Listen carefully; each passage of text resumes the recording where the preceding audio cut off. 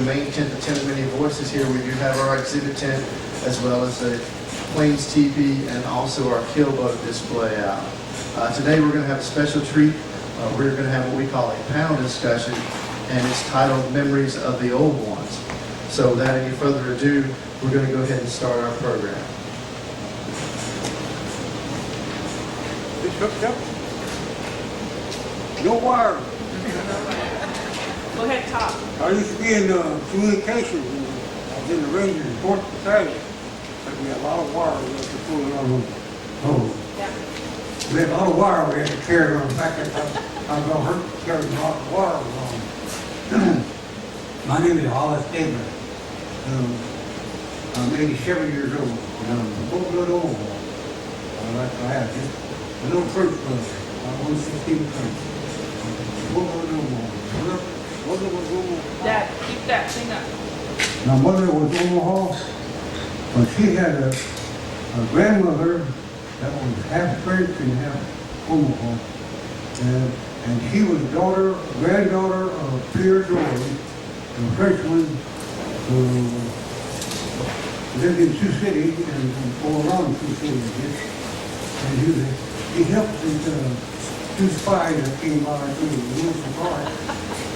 I don't know how he was connected with them, but he was their interpreter for a while. So we're kind of related to this business. I like to move my hands when I talk.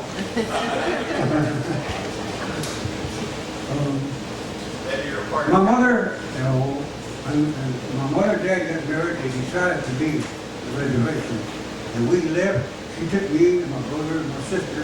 We moved to Rosalie first, then to Sioux City. And my dad worked for Hempstead Creamery for 7 years. And he played baseball with them, and they worked in the winter. Semi-professional, I think it was, they call it. Anyway, he was the first one to do that. He was also a good ball player. He played with Jim Thorpe. They were roommates at Carlisle.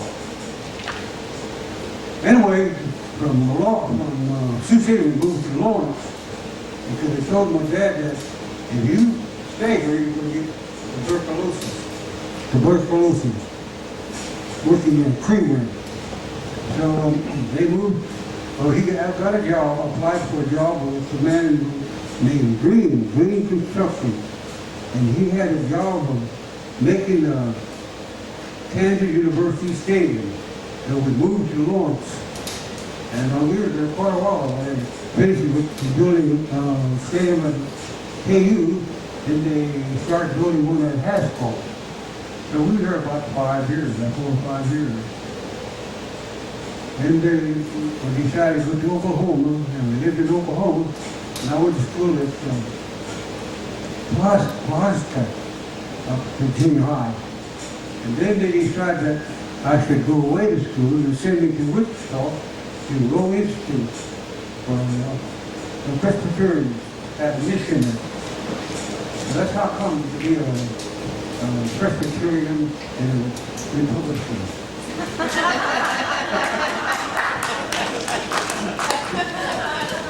I married a girl from Texas, her mother. And she wasn't Indian, but she became Indian. And her father used to emphasize to me that he was an English settler. And he was very, very cold. And I became kind of a Texas people from Texas. And Levita and I got married. We were married 52 years.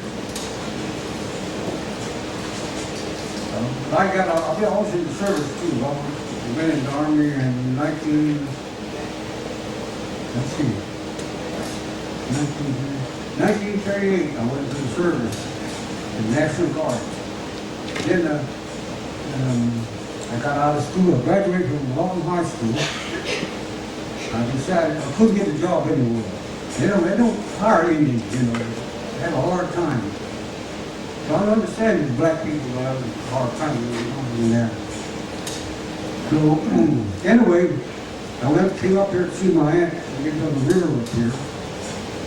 Then she had a missionary, Mrs. Van Cleve, drive me to, or Mrs. Van Cleve said she would drive me to the city. And she had a missionary here at Mason. And she took me up there, and I joined the Army. Well, I tried to get the Marine, they said, 17 more pounds on, 10 or 17 more pounds. I wasn't that skinny back then.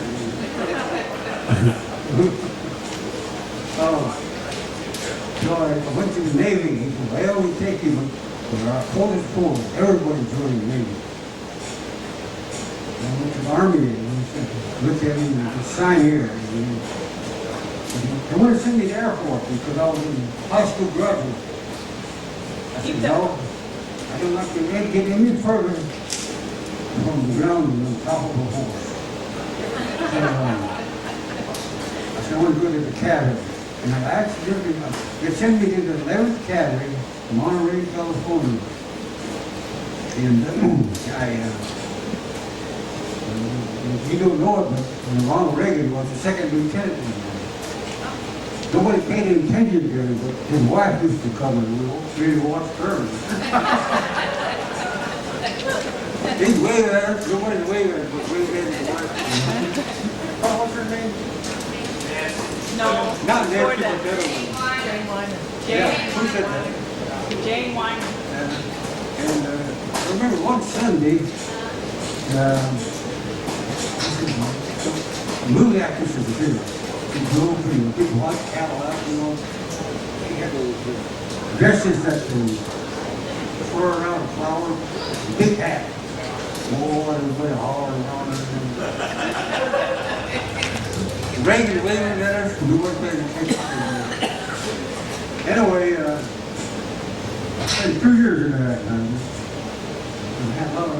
I like those Cadillacs. Too bad they had to go away.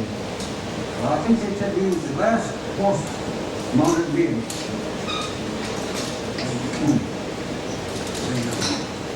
Mechanized. But before that, I had made 2 long rides. One long ride from Lake Marina near San Diego to a city down in the desert. What is it called? Lake? What? Campo. Yeah, well, from Campo down to the city in the desert. I can't think of it. Anyway, then later on we came back and we took a ride from Monterey to San Luis Obispo before they had a road, you know, when they were over the mountains.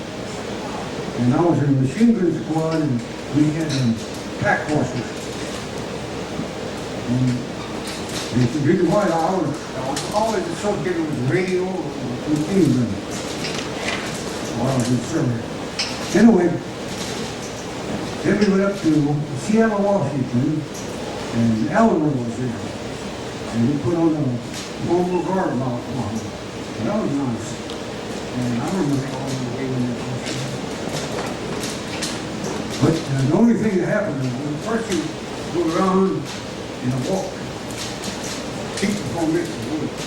Next time trot. And the third one you go at a gallop.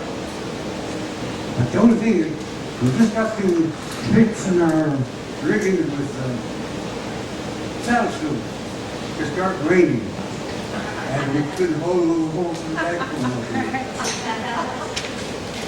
We came around in a circle, and I said, well, what are we going to do? We had a pack horse. So another guy named Alan, he was on the other side of the pack horse.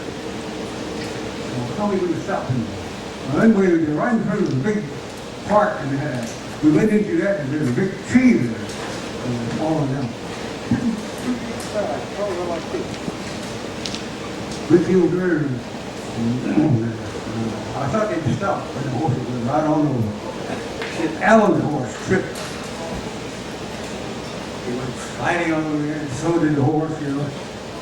And we had our first sergeant was a Polish refugee. And he used to be a captain in the Polish cavalry. So he did everything by the numbers, is what I figured out. Anyway, he said, let that guy go. See, that horse is all right. Poor Ellen was laying out there, just all stretched out.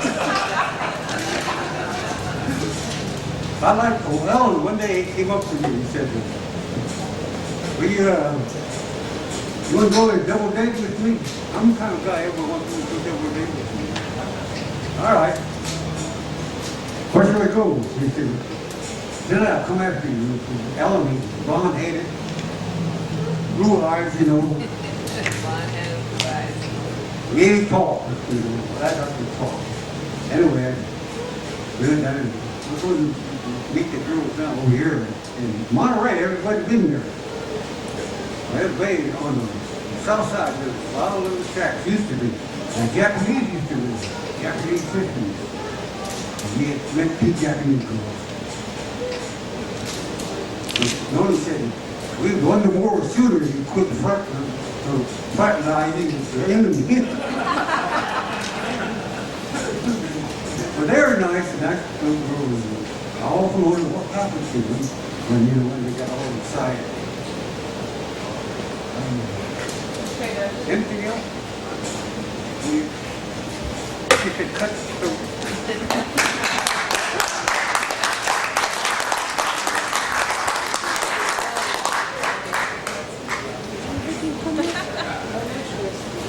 Oh, there you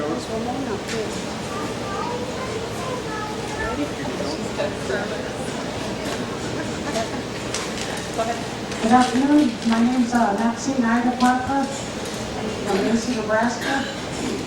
And I'm 66 years old, and I'm full-blooded Omaha Nation. My father is Frank Parker Sr., and my mother is Julia Robinson Walker. And I was raised here in Mason until 1950. We went to Omaha. The reason why we left Omaha is because there was no jobs around here. And my stepfather of mine raised me here. His name was Henry Walker. And he used to farm in wintertime. We had a hard time. We didn't have no groceries. My mother planted a garden, put him in the cellar for canning. She used to can a lot. And I belong to a Native American church, and I go to sweats and ceremony. And I also belong to First Reformed Church. I've been baptized there in 1981. And, at my young days, I can remember when I was a little girl, I had a grandfather, old man Charlie Parker. He lived south of Mason, and I learned a whole lot from him by doing Native American church ways. He told me about that teepee and staff, everything that goes with it. And told me about this holy tobacco and cedar, that teepee and the poles and the ropes and everything. And today I learned a lot of things about that church. And I remember my folks had tea. We used to pick corn, or farmers nearby. They used to take it across a river and tea. They used to cross that river. The river the tea used to go through there. Horses and horseshoe, and they had a blacksmith here in Macy. We used to go there for horseshoe and horses, and a lot of our people took shortcuts with the onwards at points to get food.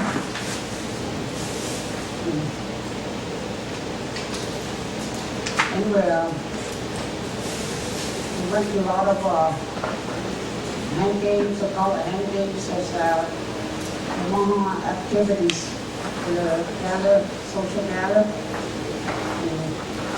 Sometimes I used to be anxious so I could get something to eat, because we weren't hungry a lot of times when we were small. Like he said, the jobs were hard to get, like people, we was lucky that we had some good neighbors, or a lot of people that my dad farmed, picked up corn and all that stuff, oats. Anyway, I started, but today, I was kind of sorry I didn't get no education. But when I started 8th grade and I got my GED when I come back to Macy, and I worked for the ambulance department, I was going to work for nursing home. I worked here and there. With my own living, I like to take care of my own self. I do go out and get a job. Today I'm not working, I'm drawing Social Security. And I tried got my seniors volunteer work. But anyway, I really enjoyed my life today. And I don't like to say this, but I'm going to tell you, I was a recovered alcoholic. I went for treatment, I went for help. I don't know how many times I was in and out of treatment centers. Today I've been sober 8 years.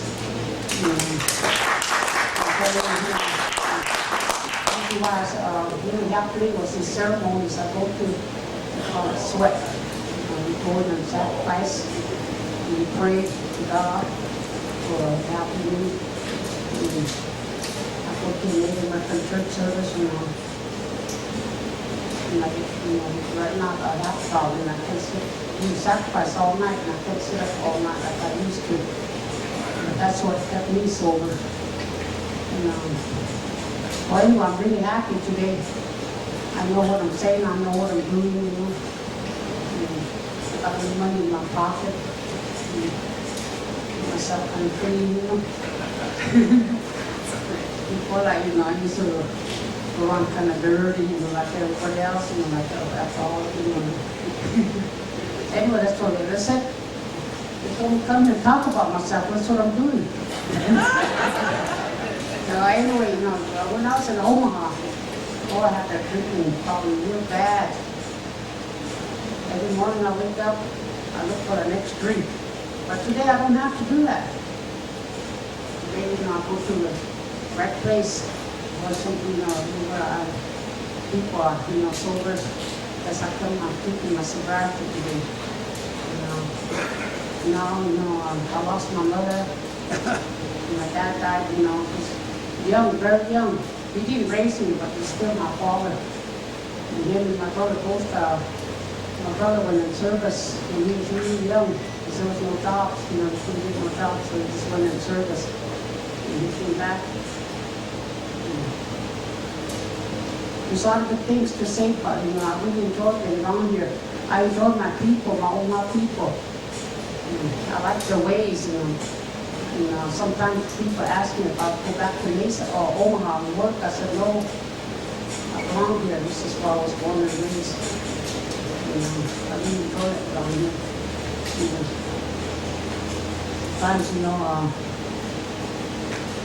Sometimes, I get lonesome. The first thing I do is go to a church, talk to the minister, and sit and visit, talk about the Bible. And then I come out soon. Anyway, I'm glad that they asked me to come here. Pierre's a good friend of mine. Him and I talked a lot about that in the American church. One thing he asked me to talk about all the book about it. I was in school, but I told him in my time. That was the days I was drinking. He asked me. But anyway, I don't know what else to say. There's all good things say, some good and some bad, but I gotta talk about my good ways and forget about the bad. I'm glad to see everybody clean here. I remember right here, you see over here, we used to come pick neckweeds. Neckweeds, we used to eat neckweeds with salt pork or some bacon in it or some dumplings in it. That was out of food. Omaha food. And we used to go get the Blackbird Hill.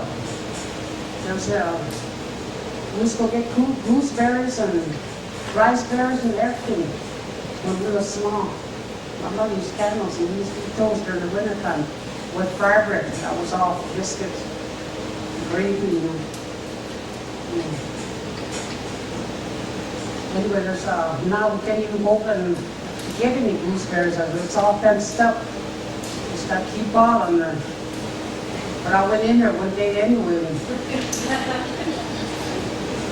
I was like a tomboy anyway. I went in there, went way down there and got myself some gooseberries and brought it back up the hill. But now I don't think I could even go down there anymore. But I wouldn't be able to come back up that hill. The weeds are about that high. I used to ride horses. I used to go swimming. I was in sports in Omaha. I played volleyball, basketball, but now I can't even do that. But anyway, is my time up? Okay, thank you.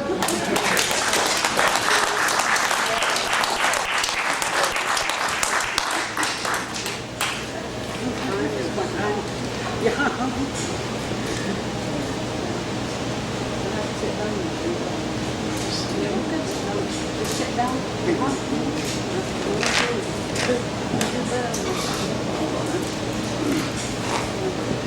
I want to say hello to everyone.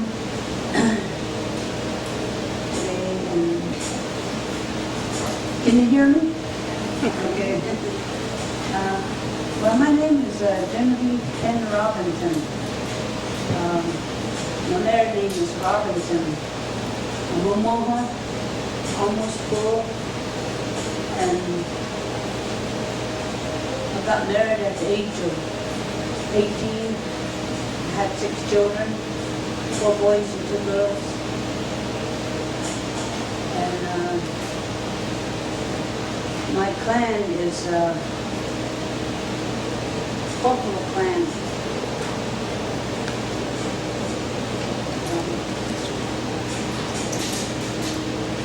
In Queso. So that means the shoulders of the buffalo, and it's kind of red like right here. That pertains to that. Queso. Occasionally, yeah, she's the same kind. Occasionally, that's the one. And in our clanship, we were not supposed to do not touch, you know. Do not touch. And we had like, we didn't touch, when we build fire on the ground and there's charcoal, we don't touch that either. And then we don't touch reservation. That means some kind of red paint that they put on here, the Indians, old Indians. We don't touch that either. No touch them. And then I had an Indian name given to me pertaining to buffalo. My Indian name was Ugime Moni. That means looking for her own. Looking for her own. Little ones, you know, yes. And I'm a sub-gene off of the regular 7 clans. I'm a sub-gene off of them. And then I used to have a old lady that stayed with my mother, and her name was Emily Starr, and her Indian name was Mangalese. The old lady taught me a lot. She used to take me up on a hillside like that and dig up roots, medicine, Indian medicine. She then had the sneezing powder that she used to make. That's the only one I can remember. And she had some healing medicine that she used to use, like salve and she taught me a lot of things, you know, in the old ways, traditional ways. One day she told me, she said, come down, sit down. She never sits on chairs or anything like that. She used to sit on the floor. in a blanket pillow. She told me to come and sit by her, and she could only talk to me about teaching. And she told me not to make anybody have a headache as I go along and grow up in life. And I said, what do you mean, Grandma? What do you mean by that? And she said, what I mean is that, she talked to me in Indian. She said, what I mean by that is, don't be trying to steal somebody else's husband. Going back in line. Back in line, and she said, keep straight, you know. Yeah, I always remember that. Then there's another one too. She said, don't have no children without a man. That's what she told me in Indian. So I just always remember that, you know. So that's when I got married. When I was 18, I had all my kids. And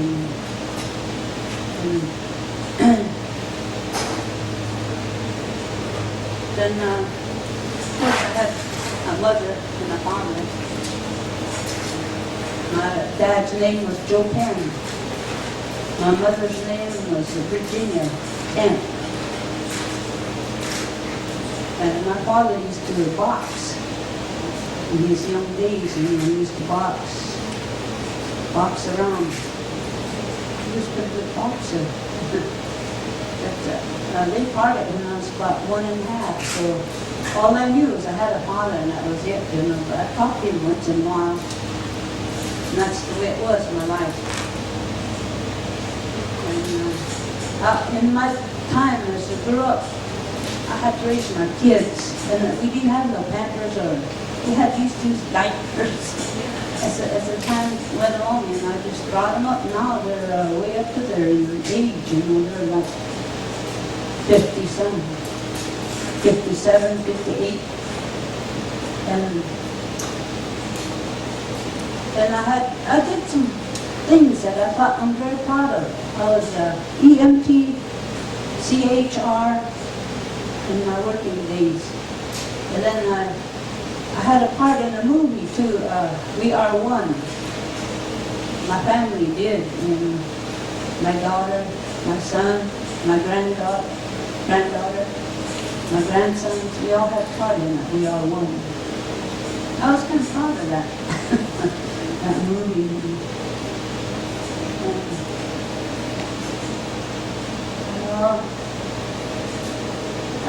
Back in 1984, my husband died. And since then, it's been kind of hard for me, and I had to get along by myself and fend for myself. Do the best as you can. That's what happened. So as time went by, well, I had an opportunity to be in that movie, you know, that real one. And then I'm happy, thankful to the Lord, and I could live this long. I can be with my children. I'm proud of my heritage. Proud. I'm Omaha.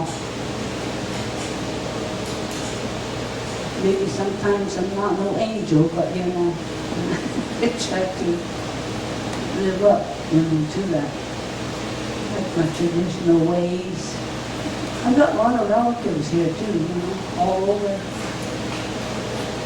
And that's what I could say.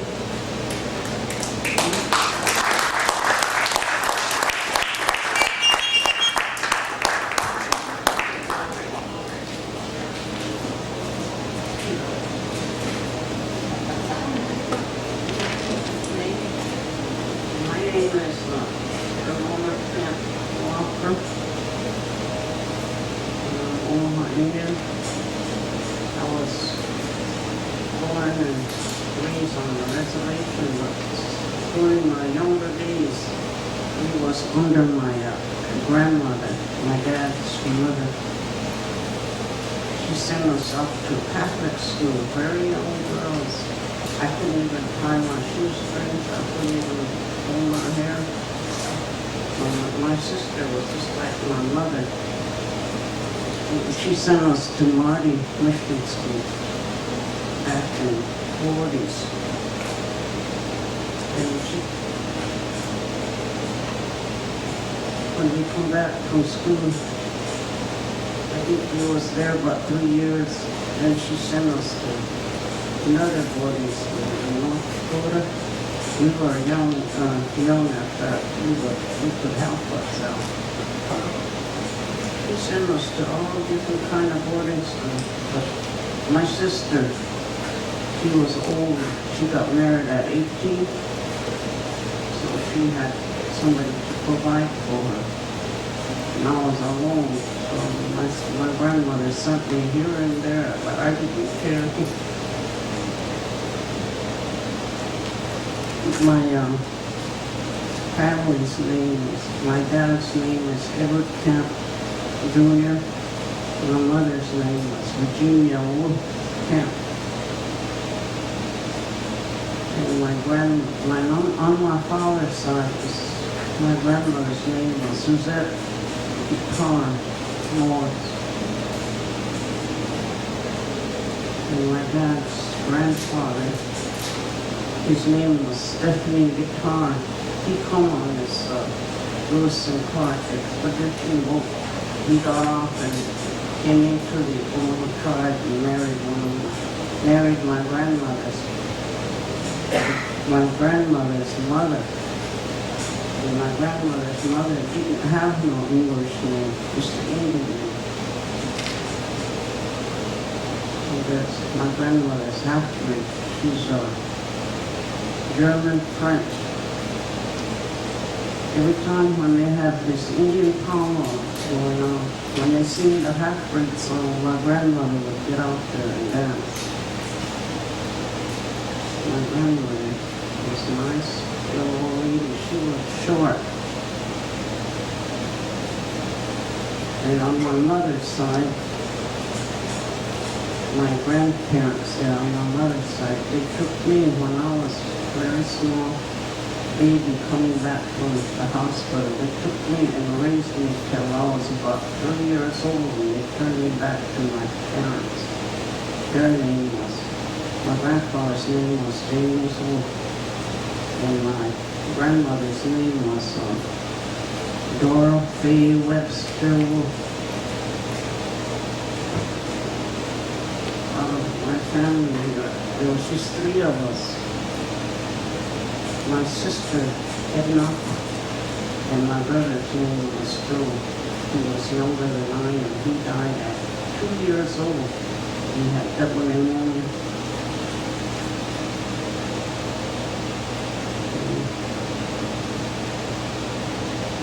As I growing older, at the age of 22, I got married. First time I got married in Catholic Church. And then my husband died. And then I got married second time to James Walker. I and him was together married for 31 years. About 10 years ago he passed away. So I've been with him since 1994.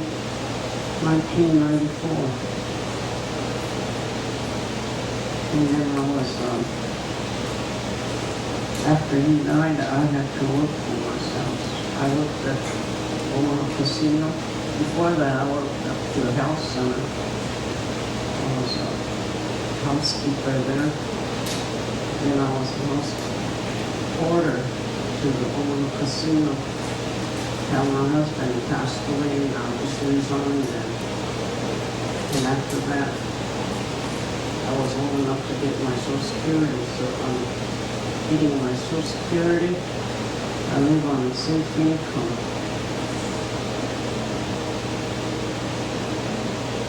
I've been around my Omaha people a good many years. I looked at school too as a consultant person for the Omaha young kids to teach them how to speak the Omaha language. That was nice. High school kids were real nice. They can speak it, but funny thing happened is they can speak it in the classroom real good, but when they're out of school, they don't speak. They don't speak our language. Little kids are good to teach too, but they can't learn in 15 minutes. We have to teach them 15 minutes and we go to another class to teach. I keep telling our instructor, I said, I don't think kids can learn that fast. They have to at least have a half a day to learn good, just like the high school kids. Now they have the high school, they have this traditional drummers, like they have hand game, and young boys, they get out there and sing. They sound real nice when they sing the Omaha songs, because you can understand what they're saying. They're high school kids, but high school kids can sing better than the younger ones. I enjoy teaching the class.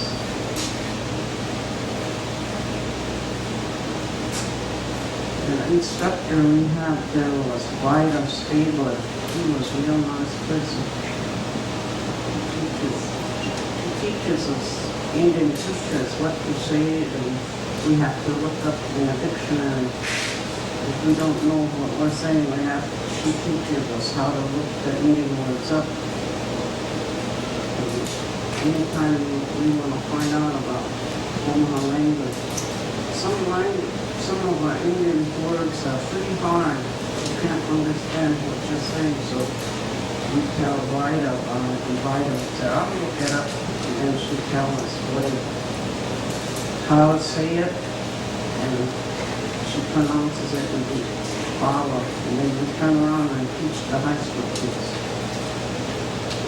It's real sort of complicated when you're trying to teach somebody and you cannot understand yourself what you're saying. We have to have our instructor beside us. He teaches us and we teach high school kids. And I have one daughter, and my sister Edna, she has 8 daughters. One boy, but the boy died. That's all I got to say.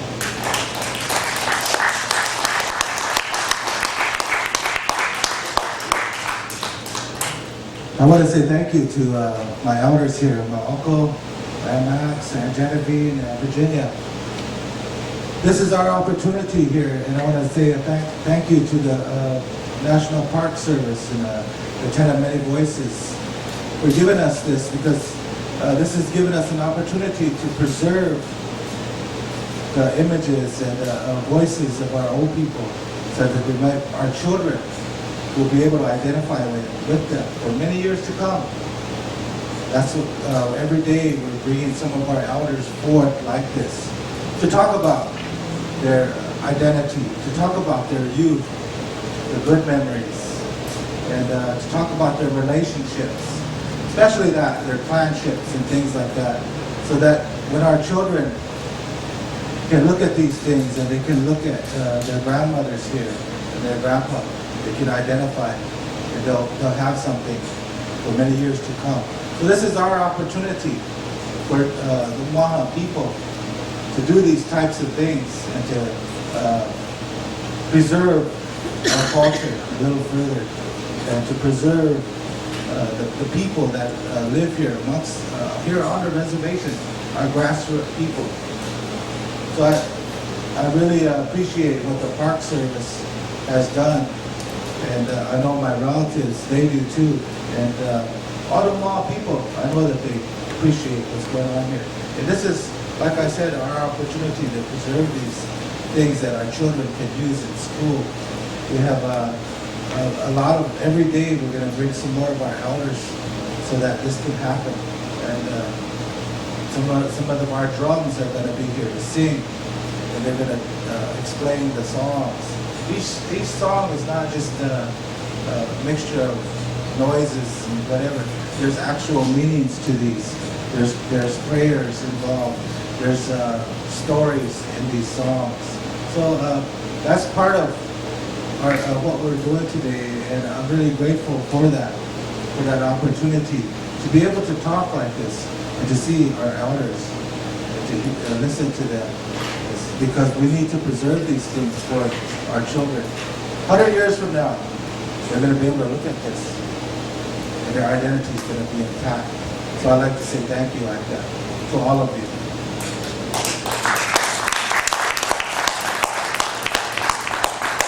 I think we have some time for some questions, and a couple minutes, maybe 1 or 2 questions for my elders here about anything what they talked about. Chuck, the major, he'll bring a microphone around to you. I'm gonna stand up.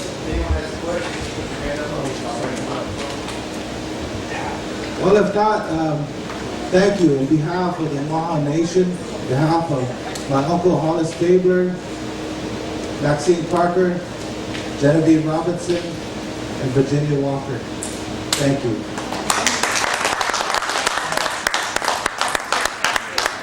I'm stretching. War whoop, whistle. You refuse, so Your hat. Know about your hat. usually old maid work. People might notice that's me. Oh. Now they got that food skin, you know, squirrel skin, mine's me. He made that. Oh. He made everything. Play and dance to it? No, but that's what he just said when you dance, you blow the whistle. Yeah, he made everything.